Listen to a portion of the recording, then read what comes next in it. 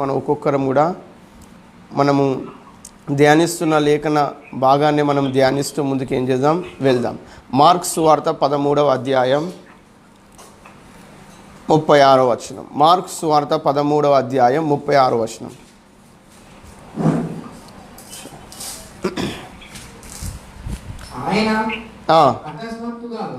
ఆయన అకస్మాత్తుగా వచ్చి మీరు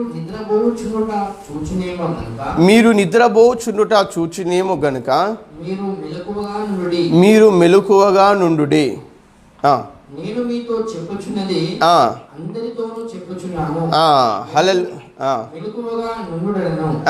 హల్లెలూయా.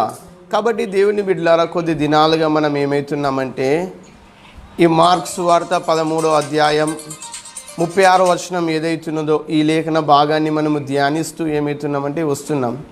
కాబట్టి యేసుక్రీస్తు యొక్క రాకడలో క్రైస్తవులు అనబడిన వారు, విశ్వాసులు అనబడిన వారు, సంఘంగా కూడుతున్న సంఘ సభ్యులు ఎవరైతున్నారో ప్రతి ఒక్కరును వారి ఆత్మీయ జీవితంలో ఎలాంటి స్థితిలో కలిగి ఉండాలంటే మెలకువ కలిగిన స్థితిలో ఉండాలి అని మనం ఏం చేస్తున్నాం, వినుకుంటూ వస్తున్నాం. యేసు ప్రభు కూడా ఏమంటున్నాడంటే ఆయన అకస్మాత్తుగా వచ్చినప్పుడు మీరు నిద్రించుట ఒకవేళ చూచినేమో గనక మెలకువ కలిగిన స్థితిలో ఉండాలి అని కొద్ది దినాలుగా ఈ లేఖన భాగాన్ని మనము ధ్యానిస్తూ వస్తున్నాం. హల్లెలూయా. ఆయన యేసు ప్రభు ఈ చెప్పే మాటలు ఏవైతున్నాయో ఆయన అందరితో చెప్తున్నాడు. అందరితో ఈ భూమి మీద ఈ వర్తమాన కాలంలో ఎన్ని సంఘాలు అవుతున్నాయో ఆ సంఘాలు అన్నిటితో చెప్పబడుతున్న మాట ఇది ఏంటిదంటే నిద్రపోయే స్థితిలో ఉండకుండా మెలకువ కలిగిన స్థితిలో ఉండాలని అందరితో చెప్తున్నాడు. యేసు ప్రభు వచ్చే రాకడ రహస్య రాకడ. మొదటి దశలోనిక 5వ అధ్యాయం 4వ వచనం. మనము ఈ లేఖనాలు ధ్యానిస్తూ మనం ముందుకెళ్దాం, లోతులోనికి వెళ్దాం. 5వ అధ్యాయం 4వ వచనం. సహోదరులారా, ఆ దినము దొంగవలె మీ మీదికి వచ్చుటకు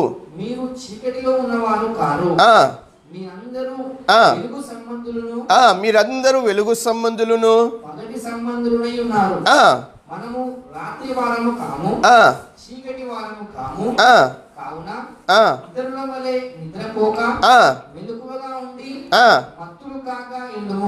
ఇక్కడ చూస్తున్న సమయంలో దేవుని బిడ్డలారా, దెస్సలోనికలో ఉన్న సంఘస్థులతో కూడా అపోస్తలులైన పౌలు వారితో చెప్తున్న విషయం ఏంటంటే సహోదరులారా, ఆ దినము దొంగవలె మీ మీదికి వచ్చుటకు మీరు చీకటిలో ఉన్నవారు కారు.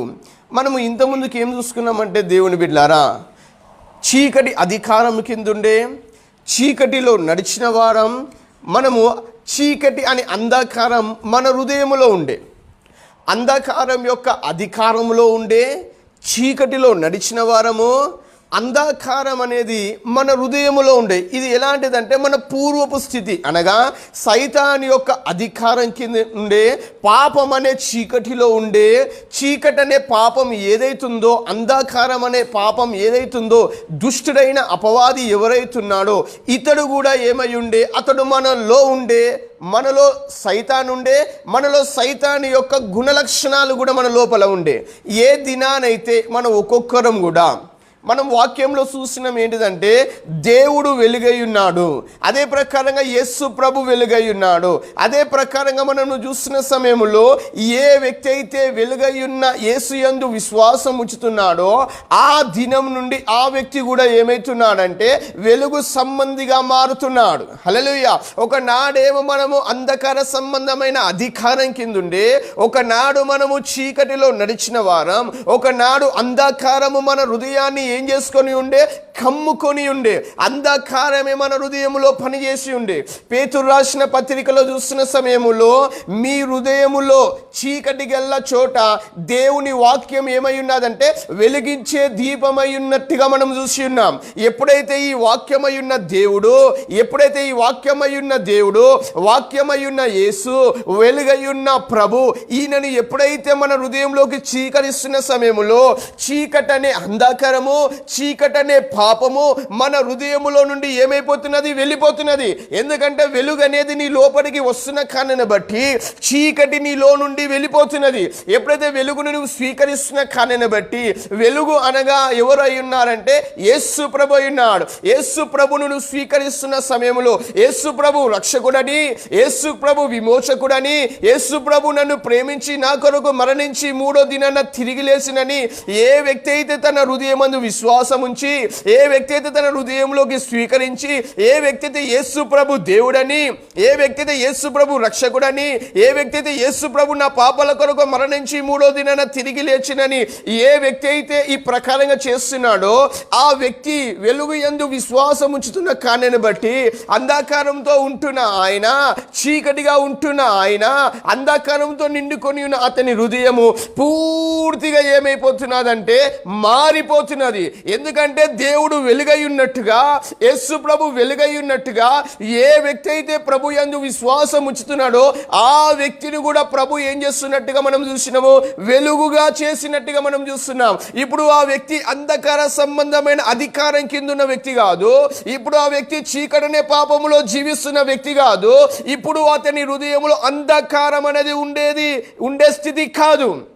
కారణం అంధకారం యొక్క అధికారం నుండి విడుదల చేయబడుతున్నాడు, ఆ చీకటి యొక్క జీవితం నుండి విడుదల చేయబడుతున్నాడు.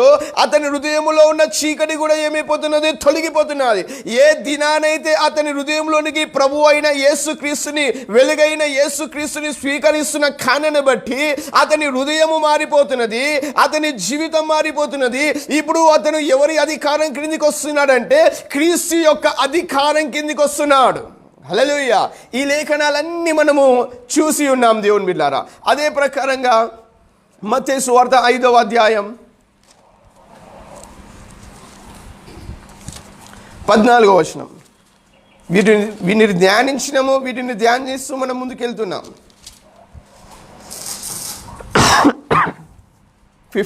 మత్తయి సువార్త 5వ అధ్యాయం 14వ వచనం.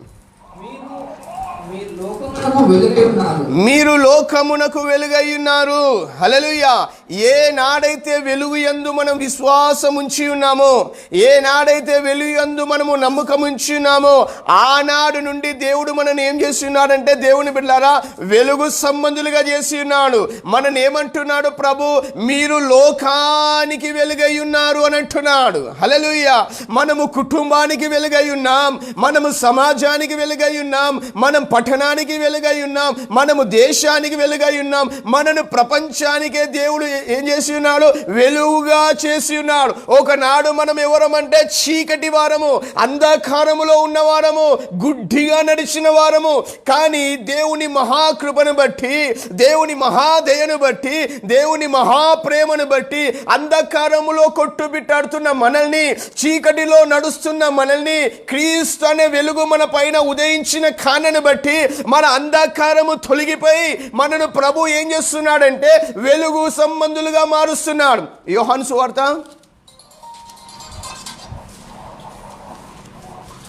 1వ అధ్యాయం 9వ వచనం. నిజమైన వెలుగు ఉండెను, అది లోకములోనికి వచ్చుచు ప్రతి మనుష్యుని వెలిగించుచున్నది. హల్లెలూయా. నిజమైన వెలుగు ఉండెను, అది లోకములోనికి వచ్చి ప్రతి మనిషిని వెలిగించుచున్నది అని ఉన్నది. హల్లెలూయా. ఒకనాడు దేవుని బిడ్డలారా, మనము వెలుగులేని స్థితిలో ఉంటున్న మనల్ని నిజమైన వెలుగైన యేసుక్రీస్తు ఈ లోకానికి వచ్చి చచ్చిన మన ఆత్మను ఆయన ఏం చేస్తున్నాడంటే వెలిగిస్తున్నాడు. హల్లెలూయా. కాబట్టి లోకములకు వచ్చి ప్రతి వారిని ఆయన ఏం చేస్తున్నాడంట, వెలిగిస్తున్నాడు. హల్లెలూయా. కాబట్టి దేవుని బిడ్డలారా, దేవుడు వెలుగై ఉన్నాడు, క్రీస్తు వెలుగై ఉన్నాడు. ఇప్పుడు దేవుడు మనల్ని ఏం చేస్తున్నాడంటే వెలుగు సంబంధులుగా చేసి ఉన్నాడు. ఇప్పుడు మనల్నే వెలుగు యొక్క వ్యక్తులుగా చేసి ఉన్నారు. అందుకని అపోస్తలుడైన పౌలు ఏమంటున్నాడంటే, మన ప్రభు సహోదరులారా, మన ప్రభు దొంగ వలె ఆయన వచ్చుటకు మనము చీకటిలో ఉన్నవారము కాము. మనము పగటి సంబంధులమై ఉన్నాం, మనం వెలుగు సంబంధులమై ఉన్నాం. మనము చీకటి వారం కాదు, రాత్రి వారం కాదు. హల్లెలూయా. పగటి సంబంధులుగా ఉంటున్న మనం, వెలుగు సంబంధులుగా ఉంటున్న మనం, మన వెలుగు ఆరిపోకుండా కాపాడుకునే బాధ్యత కూడా మన పైన ఉన్నది దేవుని బిడ్డలారా. అందుకని అపోస్తలుడైన పౌలు దెస్సలోనికలో ఉన్న సంఘస్థులతో ఒక మాట ఏమంటాడంటే, మీ ఆత్మను ఆర్పకుడి అని అంటాడు. హల్లెలూయా. మీ ఆత్మను ఏం చేయదంటాడు? ఆర్పకుడి. దేవుడు మనను వెలిగించిన తర్వాత దేవుని బిడ్డలారా, ఈ వెలుగు ఏం కావాలంటే ఇంకా ప్రకాశిస్తూ ఉండాలి. నిజంగా వెలుగు వెలగాలంటే, వెలుగు ప్రకాశించాలంటే నిజంగా దేవుని బిడ్డలారా, ఒకవేళ క్యాండిల్ని మనం చూస్తున్న సమయంలో క్యాండిల్ వెలుగు ఇస్తూ వెళ్ళాలంటే క్యాండిల్ కరగాల్సి వస్తుంటుంది. అది కరుగుతున్న కొద్దీ వెలుగు కూడా ఏమవుతుంటుంది? వస్తున్నది, ప్రకాశిస్తున్నది. నీ జీవితంలో కూడా నీవు వెలగాలంటే, నీ జీవితంలో కూడా నీవు ప్రకాశించాలంటే నువ్వు ఏం కావాలి? కరగాల్సి వస్తుంది. ఎక్కడా అనే దాన్ని ఈవేళ మనం ఏం చేద్దాం? చూసుకుందాం. ఇంకా చదవండి, మత్తయి సువార్త 5వ అధ్యాయం 14 నుంచి. క్యాండిల్ లాగా మనం వెలిగిస్తూ మన ఆత్మీయ జీవితంలో నిలుస్తూ ఉండాలి దేవుని బిడ్డలారా. మీరు లోకమునకు వెలుగై ఉన్నారు, మరుగై ఉండనేరదు. మనుషులు దీపము వెలిగించి కొంచెము కింద పెట్టరు కానీ అది ఇంట నుండి వారందరికీ వెలిగించుటకై దీపపు స్తంభము మీదనే పెట్టుదురు. మనుష్యులు మీ సత్క్రియలను చూసి పరలోకమందున్న మీ తండ్రిని మహిమపరచినట్లు వారి ఎదుట మీ వెలుగుని ప్రకాశింపనీయుడి అని అంటున్నాడు. హల్లెలూయా. మనుషులు వేటిని చూడాలంట? మీ సత్క్రియలను చూసి. నేను ఇంత ముందు కూడా సెలవిచ్చున్నాను దేవుని బిడ్డలారా. దేవుడు ఏం చేస్తున్నాడంటే, సకల దుర్నీతిలో మనం ఉన్నప్పుడు, దుర్నీతి వశములో, పాపములో, అంధకారములో, చీకటిలో మనం ఉన్నప్పుడు ప్రభు మనని ప్రేమించి తనను తానే ఏం చేసుకున్నాడంటే మన కొరకు అర్పించుకున్నాడు.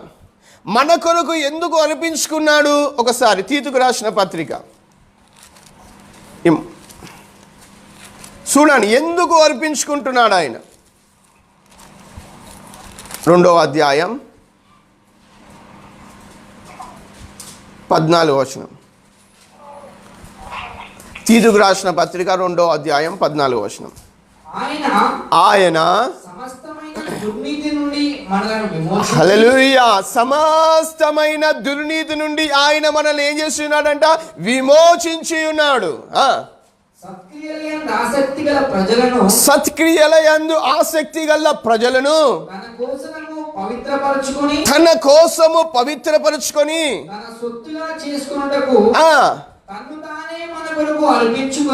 హల్లెలూయా. కాబట్టి దేవుని బిడ్డలారా, దేవుడు నిన్ను నన్ను ఎందుకు విడిపిస్తున్నాడంటే, నిన్ను నన్ను దేవుడు ఎందుకు దుర్నీతి నుండి రక్షిస్తున్నాడంటే, నిన్ను నన్ను ఎందుకు సైతాన్ అధికారం నుండి విడిపిస్తున్నాడంటే, దేవుడు ఏమనుకున్నాడంటే తన కొరకు తన ప్రజలైన వారు ఎలాంటి వారై ఉండాలంట? సత్క్రియలు కలిగిన ప్రజలు కావాలని దేవుడు కోరుకుంటున్నాడు. నిన్ను విమోచించడానికి, నిన్ను రక్షించడానికి, నీ కొరకు ప్రాణం పెట్టడానికి గల కారణం ఏంటిదంటే, నీవు దేవుని ప్రజగా ఉండి, దేవుని ప్రజగా ఉంటున్న నీవు ఏం కావాలి? సత్క్రియలు కలిగిన వ్యక్తిగా నువ్వు ఉండాలని ప్రభు నిన్ను రక్షిస్తున్నాడు. హల్లెలూయా. ప్రభు నిన్ను ఏం చేస్తున్నాడు? సత్క్రియలు కలిగిన జనాంగంగా ఉండడానికి, సత్క్రియలు కలిగిన వ్యక్తులుగా ఉండడానికి, సత్క్రియలు కలిగిన ప్రజలుగా ఉండడానికి ప్రభు మనని ఏం చేస్తున్నాడు? రక్షిస్తున్నాడు. ఒకప్పుడేమో పాపము క్రియలు చేసేవాడవు, ఒకప్పుడేమో చెడు క్రియలు చేసేవాడవు, ఒకప్పుడేమో మోసపు క్రియలు చేసేవాడవు, ఒకప్పుడేమో అన్యాయపు క్రియలు చేసేవాడవు, ఒకప్పుడేమో చీకటి క్రియలు చేసేవాడవు, ఒకప్పుడు నీ ఇష్టానుసారమైన జీవితంలో నడిచినవాడు. ఆ జీవితం ఎలాంటిది? అంధకారముతో కూడినది, నరకానికి ప్రయాణమయ్యే జీవితం అది. అలాంటి స్థితిలో ఉంటున్న నిన్ను ప్రభు ప్రేమించి నీ కొరకు తనను తాను అర్పించుకుంటున్నాడు. ఎందుకో తెలుసా? నీవు అనేక జనుల ఎదుట సత్క్రియలు కలిగి జీవించాలని, నీ కుటుంబంలో నీవు సత్క్రియలు కలిగిన స్థితిలో ఉండాలని, సమాజంలో నీవు సత్క్రియలు కలిగిన స్థితిలో ఉండాలని, నీ ఉన్న దేశంలో నీవు సత్క్రియలు కలిగిన వ్యక్తులుగా ఉండాలని దేవుడు నిన్ను ఏం చేస్తున్నాడంటే అంధకారంలో నుండి విడిపిస్తున్నాడు. అంధకారంలో నుండి విడిపిస్తున్నాడు, సైతాను యొక్క అధికారం నుండి విడిపిస్తున్నాడు, పాపము యొక్క చీకటి నుండి విడిపిస్తున్నాడు. ఎందుకో తెలుసా? నీవు సత్క్రియలు కలిగిన వ్యక్తిగా ఈ లోకంలో నువ్వు ఏం కావాలని? జీవించాలని. హల్లెలూయా. కాబట్టి ఈ విషయాన్ని మనం ఏం చేసాం? ఇంత ముందుకు ధ్యానించడం. సత్క్రియల విషయమై దేవుని జనంగం ఏ వ్యక్తి అయితే రక్షింపబడుతున్నాడో ఆ వ్యక్తి పట్ల దేవుడు కోరుకుంటున్నది ఏంటిదంటే ఈ వ్యక్తి సత్క్రియలు కలిగిన వ్యక్తిగా జీవించాలి. నీ విషయంలో, నా విషయంలో ప్రభు కోరుకుంటున్నది ఏంటిదంటే దేవుని బిడ్డలారా, సత్క్రియలతో కూడిన జీవితము జీవించాలని. దీని కొరకు ప్రభుని విడిపిస్తున్నాడని, దీని కొరకు ప్రభుని కొరకు ప్రాణం పెడుతున్నాడని వాక్యం స్పష్టంగా ఉన్నది. కాబట్టి ఏ వ్యక్తి అయితే పాపము నుండి, సైతాన్ అధికారం నుండి విమోచించబడ్డ ఈ వ్యక్తి యొక్క మనస్సు ఏం కావాలంటే సత్క్రియలు చేయాలనే మనస్సు కలిగి ఉండాలి. నిన్ను విడిపించేది సత్క్రియలతో కూడిన జీవితాన్ని జీవించడానికి ప్రభు నేను విడిపిస్తున్నాడు. నీ మనసు ఏం కావాలి? సత్క్రియలతో కూడిన మనస్సు నీది కావాలి. ఆ మనసు కావాలి. దాని తర్వాత సత్క్రియలకు విషయమై నువ్వేం కావాలో తెలుసా? ఒకసారి ఆ మాటలను చూద్దాం, ఖాళీ టచ్ చేసి. తీతుకు రాసిన పత్రిక 3వ అధ్యాయం 8వ వచనం. ఈ మాట నమ్మదగినది గనుక దేవుని యందు విశ్వాసముంచిన వారు చూడండి, ఏ వ్యక్తి అయితే విమోచించబడుతున్నాడో, ఏ వ్యక్తి అయితే వెలుగు సంబంధిగా మారుతున్నాడో, ఈ వ్యక్తి దేవుని యందు విశ్వాసం ఉంచుతున్న ఈ వ్యక్తి యొక్క మనస్సు ఏం కావాలంట? సత్క్రియల యందు అతనికి ఏం కావాలంట? మనస్సు ఉండాలి. మంచి చేయడానికి ఏం కావాలి? మనస్సు ఉండాలి. అదే 3వ అధ్యాయం 14వ వచనం. మనవారును నిష్ఫలులు కాకుండా నిమిత్తము అవసరమును బట్టి సమయోచితముగా సత్క్రియలు శ్రద్ధగా చేయటకు ఏం కావాలంట? నేర్చుకోవాలి. ఇదే తీతుకు రాసిన పత్రిక 2వ అధ్యాయం 7వ వచనం. ఈ లేఖన భాగాలన్నీ చదివినం దేవుని బిడ్డరా. మరొక్కసారి మీకు అర్థం కావడానికి ఆ లేఖన భాగాలను చదవడం జరుగుతుంది. చెడు మాట ఏదియో చెప్పనేరక సిగ్గుపడినట్లు అన్నిటియందు నిన్ను నీవే కార్యముల విషయమై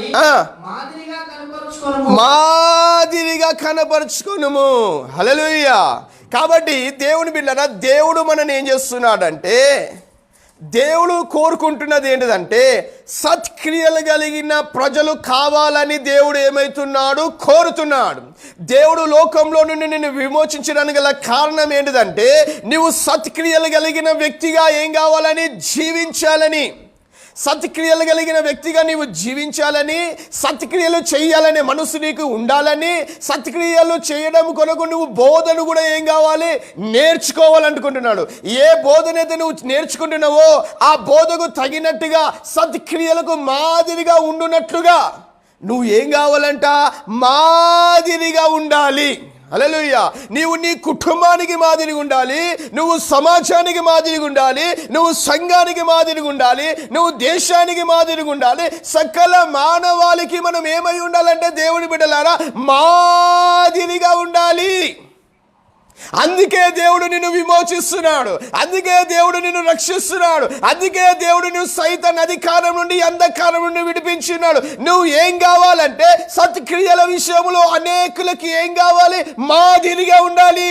నువ్వు ఎప్పుడైతే ఆ ప్రకారంగా మాదిరిగా ఉంటున్న సమయంలో, నీ వెలుగు ఎప్పుడైతే ప్రకాశిస్తున్న సమయంలో, పరలోకమందున్న దేవుడు నీ ద్వారా ఏమైతాడంటే మహిమపరచబడతాడు, నీ ద్వారా ఏమైతాడంటే కొనియాడబడతాడు, నీ ద్వారా ఏమైతాడంటే ఘనపరచబడతాడు. నేను ఇంత ముందు కూడా ఒక మాట మీకు చెప్పి ఉన్నాను. అపోస్తలుడైన పౌలు జీవితంలో ఒక లక్ష్యాన్ని కలిగి ఉంటాడు. ఆయన ఏమంటాడంటే, చావు మూలమునైనా సరే, బ్రతుకు మూలమునైనా సరే, దేవుడు నా జీవితం ద్వారా ఏం కావాలి? ఘనపరచబడవలెను. హల్లెలూయా.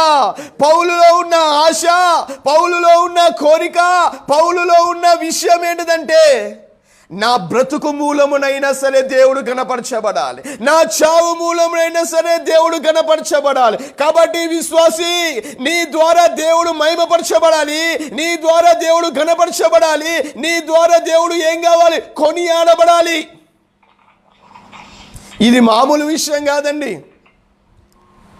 నీ ద్వారా దేవుడు మహిమపరచబడాలన్నా, నీ ద్వారా దేవుడు ఘనపరచబడాలన్నా, నీ ద్వారా దేవుడు పొగడబడాలన్నా, నీవు నీ ఇచ్చలను వదలాల్సి వస్తుంది, నీవు పాపాన్ని వదలాల్సి వస్తుంది. నీవు దేవుడు ఎక్కడ పెడతాడో చూద్దాం ఒకసారి. మత్తయి సువార్త మరొకసారి 5వ అధ్యాయం 16వ వచనం. మత్తయి సువార్త 5వ అధ్యాయం 16వ వచనం.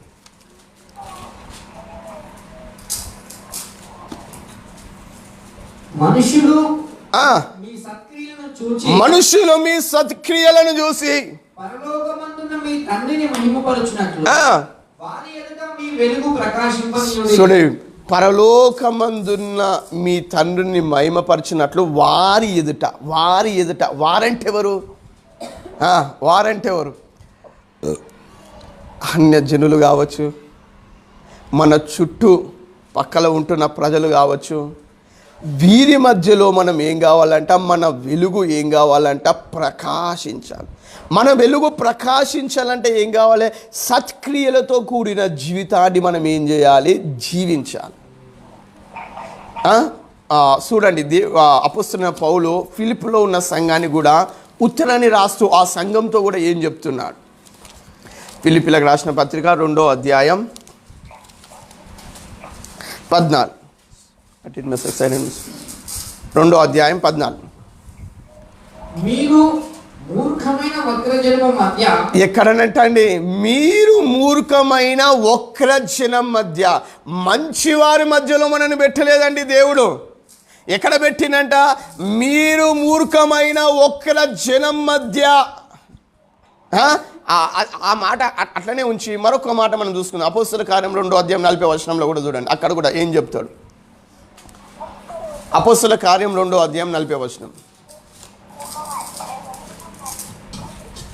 ఇంకను అనేక విధములైన మాటలతో సాక్ష్యం ఇచ్చి మీరు మూర్ఖులకు ఈ తరము వారికి వేరే రక్షణ పొందడని వారిని హెచ్చరించారు. చూడండి, మీరు మూర్ఖులకు ఆ తరం వారికి. ఆ మూర్ఖులు అనే దాని దగ్గర ఫుట్ నోట్లో నెంబర్ ఉన్నదండి, 2వ నెంబరా. కింద ఏమున్నది? వంకర ప్రజల మధ్య. హల్లెలూయా. వంకర ప్రజల మధ్య. కాబట్టి దేవుని బిడ్డలారా, ప్రభు మనని ఎక్కడ పెట్టినంట? మూర్ఖులకు. వంకరి తరం ఒకటి ఉన్నది. మూర్ఖులకు ప్రజలు కొందరు ఉన్నారు. వీరి మధ్యలో మనం ఏం కావాలంట? వారిలాగా మూర్ఖంగా ప్రవర్తించొద్దు, వారిలాగా మూర్ఖంగా జీవించొద్దు, వారిలాగా వంకర్ థింకర్గా మన మార్గం ఉండకూడదు. మూర్ఖుల మధ్యలో నీ ఉంటున్నప్పుడు, వంకర ప్రజల మధ్యలో నీ ఉంటున్నప్పుడు ఎలాగుండాలి, ఎలాగో జీవించాలి, ఎలాగో ప్రవర్తించాలి, ఎలాగ నీ సత్క్రియలనే వెలుగు ప్రకాశించాలి అనే విషయాన్ని పౌలు ఫిలిప్పులో ఉన్న సంఘానికి చెప్తున్నాడు. మరొకసారి ఫిలిప్పీలకు రాసిన పత్రిక 2వ అధ్యాయం 14వ వచనం. మన చుట్టూ ఉండేవారు ఇలాంటి వారే అండి, మూర్ఖులైన వారు, వక్రజనమైన వారు. మీరు మూర్ఖమైన వక్రజనము మధ్య ఎట్లుండాలంటే ఆ ప్రజల మధ్య నిరపరాధులు. ఏ అపరాధం లేని వారిగా మనం ఉండాలి. ప్రభు చిత్తమైతే దీన్ని నేను వివరిస్తా. మూర్ఖమైన ఒక్కల జనం మధ్య నువ్వు ఎట్లుండాలి? నిరపరాధిగా ఉండాలి, అనగా నిర్దోషిగా నీవు ఉండాలి. ఇంకేం కావాలి? నిష్కలంకం అంటే ఏ కలంకం లేని వ్యక్తిగా నీ ఆత్మీయ జీవితంలో నీ ఉండాలి. ఇంకోటి అనిందులు అంటే ఏ నింద లేని వాడిగా నీ ఉండాలి. దేవుని కుమారులగునట్లు దేవుని కుమారులగునట్లు సనుగులను సంశయమాలను ఏం చేయాలంట? మాని. ఇక్కడ కొన్ని విషయాలు ఉన్నాయి దేవుని బిడ్డలారా. నిరపరాధులుగా ఉండాలి, నిష్కలంకులుగా ఉండాలి, అనిందులుగా ఉండాలి, దేవుని కుమారులాగా ఉండాలి, ఇంకా సనుగులు సంశయమాలను ఏం చేయాలంట? మాని. ఇవన్నీ దేవుని బిడ్డలారా మన జీవితంలో మచ్చలు తెచ్చేది. వీటి ప్రకారంగా మనం ఏం చేయకూడదంట? ఉండకూడదు. ఎక్కడండి? ఎక్కడ ఇది? మనము కూడుకునే సంఘంలో కాదు, మనం ఉంటున్న స్థలములో.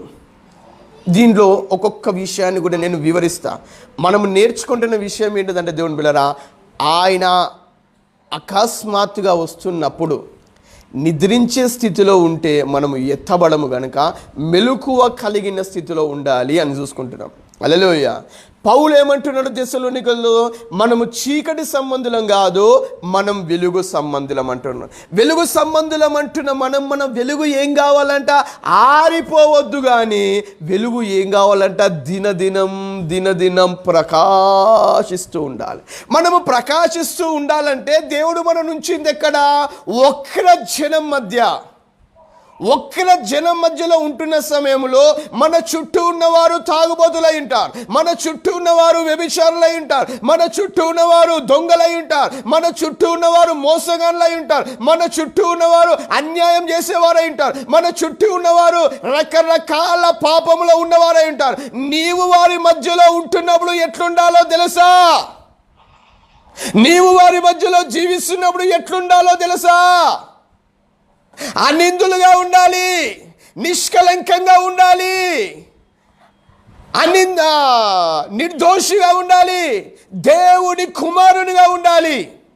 సంశయమాలు సనువులు ఏం చేయాలి? మానాలి. ఈ క్యారెక్టర్ను మనం వదిలేయాలి, ఈ జీవితాన్ని మనం వదిలేయాలి. ఎట్లుండమంటున్నాడు? ఇంకా చదవండి. 16 అట్టి జనము మధ్య మీరు జీవవాక్యమును చేతబట్టుకొని లోకమందు జ్యోతుల వలె కనబడుచున్నారు. హల్లెలూయా. లోకమందు మనం ఎట్లా కనబడుతున్నామంట? జ్యోతులముగా. దేవుడు ఏమన్నాడు? లోకమునకు మిమ్మలను వెలుగుగా చేసి ఉన్నానని యేసు ప్రభు చెప్పినట్టుగానే అపోస్తలులైన పౌలు కూడా ఫిలిప్పులో ఉన్న సంఘం ఏదైతున్నదో, ఓ ఫిలిప్పులో ఉన్న పరిశుద్ధులారా, ఓ ఫిలిప్పులో ఉన్న పవిత్రులారా, ఓ ఫిలిప్పులో ఉన్న ఆ పరిశుద్ధమైన జనంగమా, మీరు లోకానికి ఎట్లున్నారో తెలుసా? మీరు లోకమందు ఎట్లున్నారో తెలుసా? మీరు లోకమందు జ్యోతుల వలె ఉన్నారు, మీరు లోకములో జ్యోతులను పోలి ఉన్నారు. కాబట్టి ఆ లోకములో ఉంటున్న మీరు, మీ చుట్టూన్న ప్రజలు కూడా ఎలాంటి వారంట? ఒక్కల జనము. హల్లెలూయా. కాబట్టి దేవుని బిడ్డలారా, లోకమందు పౌలు ఎట్లున్నామంటున్నాడు? జ్యోతుల వలె ఉన్నారంటున్నాడు. జీవవాక్యాన్ని చేతబట్టుకొని ఉన్నాం. అంటే చేతబట్టుకోవడం అంటే మన చేతల్లో వాక్యానుసరమైన జీవితాన్ని కలిగి మనం ఉండాలి. హల్లెలూయా. మన జీవితంలో ఎప్పుడైతే వాక్యానుసరమైన జీవితాన్ని మనం కలిగి ఉంటున్నప్పుడు పరుపక్షమందు ఉన్నవాడు మాట ఏమైనా ఎత్తగలుగుతాడా? మన జీవితంలో వాక్యానుసరమైన జీవితం లేకపోతే పరుపక్షమందు ఉన్నవాడు మన పైన ఏం వేయగలుగుతాడండి? వేలు వేయగలుగుతాడు. కాబట్టి మనల్ని దేవుడు లోకంలో జ్యోతుల్లాగా చేసి ఉన్నాడు గనుక దేవుని బిడ్డలారా, నీవు జ్యోతివై ఉన్నావని, నీవు వెలుగై ఉన్నావని, నువ్వు ప్రకాశించే వెలుగై ఉన్నావని ఎరగాలి. ఎరిగి నీ జీవితాన్ని నువ్వు ఏం చేయాలంటే జీవించాలి. అన్యజనులలాగా, లోకుల్లాగా నీ జీవితాన్ని, వ్యర్థమైన జీవితాన్ని జీవించదు. పేతురు రాసిన మొదటి పత్రిక 1వ అధ్యాయం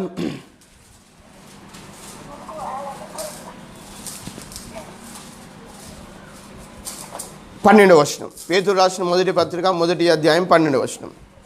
పరలోకము నుండి పంపబడిన పరిశుద్ధాత్మ వలన. అమ్మ క్షమించాలి, పొరపాటు నాదే. పేతురు రాసిన పేతురు రాసిన మొదటి పత్రిక 2వ అధ్యాయం 12వ వచనం. పేతురు రాసిన మొదటి పత్రిక 2వ అధ్యాయం 12వ వచనం. అన్యజనులు మిమ్మును ఏ విషయములో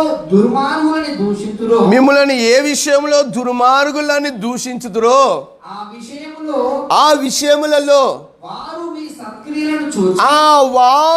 సత్క్రియలను చూసి వాటిని బట్టి దర్శన దినమున దేవుని మహిమపరచునట్లు వారి మధ్యను మంచి ప్రవర్తన గల వారై ఉండవలెనని మిమ్మును బతిమాలుకొనుచున్నాను. హల్లెలూయా. నిజంగా దేవుని బిడ్డలారా, అపోస్తలుడైన పౌలు చెదిరిపోయి ఉన్న ఇజ్రాయేల్ ప్రజలకు ఈ పత్రిక రాస్తూ ఆయన తెలియజేస్తున్న విషయం ఏంటంటే, అన్యజనులు ఏ విషయంలో మిమ్మల్ని దూషించుచున్నారో, కొన్నిసార్లు మన జీవితం, మన ప్రవర్తన, మన స్థితి ద్వారా అన్యజనులు మనల్ని ఏం చేస్తారంటే దేవుని బిడ్డలారా దూషిస్తారు. మనల్ని బట్టి దేవుణ్ణి దూషిస్తారు, మనల్ని బట్టి దేవుని అవమానపరుస్తారు, మనల్ని బట్టి దేవుణ్ణి కూడా ఏం చేస్తుంటారంటే ఏలన చేస్తుంటారు. కాబట్టి ఇది ఎందుకు జరుగుతుందంటే, మన ఆత్మీయ జీవితంలో మనం మెలకువ లేని కారణాన్ని బట్టి, మన ఆత్మీయ జీవితంలో ప్రార్థన స్థితి లేని కారణాన్ని బట్టి, మన ఆత్మీయ స్థితిలో వాక్య ధ్యానం యొక్క స్థితి లేని కారణాన్ని బట్టి, మన ఆత్మీయ జీవితంలో ఆత్మలో ఆరాధన చేయని స్థితి కారణాన్ని బట్టి, మన ఆత్మీయ జీవితంలో దేవునితో సరైన సంబంధము లేని కారణాన్ని బట్టి, మన ఆత్మీయ జీవితంలో కొన్నిసార్లు మనం ఏమైతామంటే దేవునితో ఉన్న సంబంధం ఏదైతుందో, దేవునితో ఉన్న సావాసం ఏదైతుందో దీనికి మనము దూరం అవుతున్న సమయంలో మన ఆత్మీయ జీవితంలో ఏమైపోతామంటే దేవుని కొరకు ఎంతగా జీవించాలో అంతగా జీవించకుండా మన ఆత్మీయ జీవితంలో సోమరిపోతులుగా అవుతున్న కారణాన్ని బట్టి, మన ఆత్మీయ జీవితంలో బద్ధకస్తులుగా అవుతున్న కారణాన్ని బట్టి, మన ఆత్మీయ జీవితంలో నిర్లక్ష్య పనులుగా అవుతున్న కారణాన్ని బట్టి, మన ఆత్మీయ జీవితంలో దేవుని ఎంతగా ప్రేమించాలో అంతగా ప్రేమించగా ఆ ప్రేమలో నుంచి మనము దేవునికి దూరం అవుతున్న కారణాన్ని బట్టి అప్పుడు మన ఆత్మీయ జీవితంలో ఏమవుతుందంటే ఒక నిర్లక్ష్యము జీవితం వస్తుంటది, ఒక సోమరిపోతు జీవితం వస్తుంది, ఒక అశ్రద్ధతో కూడిన జీవితం వస్తుంది. అదే దేవుని కొరకు జీవించాలనే ఏ మనసు అవుతుంటుందో ఆ మనసు ఉండకుండా ఇక లోకంలో జీవించాలి, పాపములో జీవించాలి, అంధకారములో జీవించాలని ఒకలాంటి స్థితి మన జీవితంలో ఎదురవుతున్నప్పుడు మనము ఏ అన్యజనుల మధ్యలో మనం ఉంటామో దేవుని బిడ్డలారా, వాళ్ళే మనతో ఒక మాట ఏమంటారో తెలుసా? చూడండి, ఒకప్పుడు నువ్వు ఆరాధనకు మంచిగా వెళ్ళే వ్యక్తివి, ఒకనాడు నువ్వు ఆరాధనకు మంచిగా వెళ్ళే వ్యక్తివి, నీ చుట్టుపక్కల ఉన్న నీ స్నేహితులు కానీ, నీ ఇంట్లో ఉన్న నీ వారు కానీ ఏమంటారో తెలుసా? నువ్వు ఆరాధనకి వెళ్ళే వ్యక్తివి కదా, ఆరాధనకి ఎందుకు వెళ్ళడం లేదు? నువ్వు ప్రార్థన చేసుకునే వ్యక్తివి కదా, ప్రార్థన ఎందుకు చేయడం లేదు? నువ్వు వాక్యం చదివే వ్యక్తివి కదా, వాక్యం ఎందుకు చదవడం లేదు? నువ్వు దేవుని ఒకనాడు బహుగా ప్రేమించిన వ్యక్తివే కదా, నువ్వు దేవుని ఎందుకు ప్రేమించడం లేదు? ఒకనాడు దేవుని విషయంలో ఆసక్తి చూపెట్టిన వ్యక్తివి కదా, ఇప్పుడు దేవుని విషయంలో ఆసక్తి ఎందుకు చూపట్టడం లేదని నీ ఇంటి వారే నిన్ను అనవచ్చు, నీ చుట్టుపక్కల ఉన్నవారే నిన్ను అనవచ్చు, నీ స్నేహితులే నిన్ను అనవచ్చును. ఎందుకండి? నీలో ఒక చల్లారిన స్థితి ఏర్పడ్డ కారణాన్ని బట్టి పేతురును అన్నట్టుగా మనను కూడా అంటారండి. పేతురును కూడా ఏమన్నాడు? నువ్వు యేసుతో ఉన్న వ్యక్తివి కాదా, యేసు యొక్క బోధ విన్న వ్యక్తివి కాదా? యేసు ప్రభు ఒకనాడు కొండ మీద ప్రసంగం చేస్తున్న సమయంలో 5 రొట్టెల చేత 2 చేపలు 5 రొట్టెల చేత అనేకులకు పంచినప్పుడు నువ్వు పంచలేదా? యేసు ఆ గ్రామానికి వెళ్తే, యేసు ఆ పల్లెకి వెళ్తే, యేసు ఆ పట్టణానికి వెళ్తే నువ్వు వెళ్ళిన వ్యక్తివి కాలేదా? మనను కూడా అంటారు, నువ్వు సేవలో సహకరించిన వ్యక్తివి కాదా, నువ్వు సేవలో వెంబడించిన వ్యక్తివి కాదా, నువ్వు ప్రార్థనలో నడిచిన వ్యక్తివి కాదా? దేవుని బిడ్డలారా, మన చుట్టుపక్కల ఉన్నవారు, మన ఇంటిలో ఉన్నవారు, సమాజంలో ఉన్నవారు మనని అనే మాట ఏంటో తెలుసా? నువ్వు యేసును వెంబడించిన వ్యక్తివి కదా, ఒకనాడు ఆరాధనకి వెళ్ళే వ్యక్తివి కదా, ఇప్పుడు ఎందుకు ఆరాధనకి వెళ్ళడం లేదు? ఒకనాడు భక్తిని చూపించిన వ్యక్తివి కదా, ఇప్పుడు ఎందుకు భక్తిని చూపట్టడం లేదు? ఒకనాడు సమర్పణ కలిగిన వ్యక్తివి కదా, ఇప్పుడు ఎందుకు సమర్పణ చూపడం లేదు? ఒకనాడు శ్రమలు అనుభవించిన వ్యక్తివి కదా, ఇప్పుడు శ్రమల కొరకు ఎందుకు జీవించడం లేదు? హల్లెలూయా. కాబట్టి దేవుని బిడ్డల మన క్యారెక్టర్ని బట్టి అన్య జనులు మనతో అంటున్న మాట ఏంటంటే, నువ్వు యేసుతో ఉన్న వ్యక్తివే, యేసుకు చెందిన వ్యక్తివే అని మనం ఏం చేస్తారంటే అంటారు. కొన్నిసార్లు మనం ఏమవుతామంటే ఆత్మలో ఎంతగా మెలకువ కలిగి ఉండాలో అంతలా మెలకువ కలిగి ఉండని కారణాన్ని బట్టి కొన్నిసార్లు మనం దుర్భాషలు కూడా మాట్లాడుతుంటాం. దుర్భాషలు మాట్లాడతాం అంటే బూతు మాటలు మాట్లాడతాం, వంకరు మాటలు మాట్లాడతాం. చుట్టుపక్కల అన్యజనులు మనతో ఉంటున్నప్పుడు కూడా దుర్భాషలు, అబద్ధపు మాటలు, వంకరు మాటలు, చెడ్డ మాటలు కూడా మనం మాట్లాడతాం. మనం మాట్లాడుతున్నప్పుడు కూడా ప్రజలు ఏమంటారో తెలుసా, నువ్వు చర్చకు వెళ్ళే వ్యక్తివే కదా, నువ్వు యేసుని వెంబడించే వ్యక్తివే కదా, యేసులో జీవించే వ్యక్తివే కదా, ఈ మాటలు నువ్వు మాట్లాడవచ్చా? హల్లెలూయా అంటారు కూడా దేవుని బిడ్డలారా. మన జీవితం కూడా చెడిపోయినప్పుడు, మనం పడిపోయినప్పుడు కూడా అన్య జనులు మనల్ని ఏం చేస్తుంటారు, మన విషయమే మనలు వారు దూషిస్తారు, ప్రభును దూషిస్తారు. కాబట్టి మన విషయమై ఎప్పుడైతే అన్య జనులు ఈ ప్రకారంగా చేస్తున్న సమయంలో మనం ఏం చేయాలో తెలుసా? ఆ టైంలో దేవుని బిడ్డలారా, అవును ప్రభువా, నేను నా ఆత్మీయ జీవితంలో సరి అయిన సంబంధాన్ని లేని కానబడి, సరి అయిన సావాసాన్ని లేని కానబడి, నా వ్యక్తిగతమైన జీవితంలో ప్రార్థన జీవితం లేని కానబడి, నా ఆత్మీయ జీవితంలో వాక్య ధ్యానం లేని కానబడి, నా ఆత్మలో ప్రభు ఆరాధన లేని స్థితిలో నేను ఉంటున్న కానబట్టి, ప్రభువా నేను భయం లేని ప్రవర్తన కలిగి జీవిస్తున్న కానని బట్టి, నా అవిధేయతను బట్టి నేను ప్రజల మధ్యలో ప్రభువా నీ నామాన్ని నేను అవమానపరిచి ఉన్నానయ్యా, నీ నామాన్ని ప్రభువా నేను దూషణ పాలు చేస్తున్నాయా, నీ నామాన్ని నేను ప్రభువా కించపరుచున్నానయ్యా అని కొన్నిసార్లు మన జీవితం ద్వారా మనం తప్పిపోతున్నప్పుడు దేవుని బిడ్డలారా మనం ఏం చేయాలో తెలుసా? అయ్యా అవునయ్యా నేను తప్పిపోయి ఉన్నా, అయ్యా నేను తొట్టిల్లి ఉన్నా, అయ్యా నేను దిగజారిపోయి ఉన్నా అని మన జీవితాన్ని మనం ఏం చేసుకోవాలో తెలుసా? దేవుని వల్ల విరిగి నలిగిన హృదయముతో పశ్చాత్తాపపడాలి. పశ్చాత్తాపం అంటే ఎట్లాంటిదో తెలుసా దేవుని బిడ్డలారా? ఇప్పుడు ఒప్పుకున్నామంటే నీ మనసు మారిపోవాలి, అది పశ్చాత్తాపం. కానీ నేటి దినాల్లో దొంగ పశ్చాత్తాపాలు ఉంటాయి, అప్పుడే పశ్చాత్తాపడతాడు మళ్ళీ అదే చేసుడు.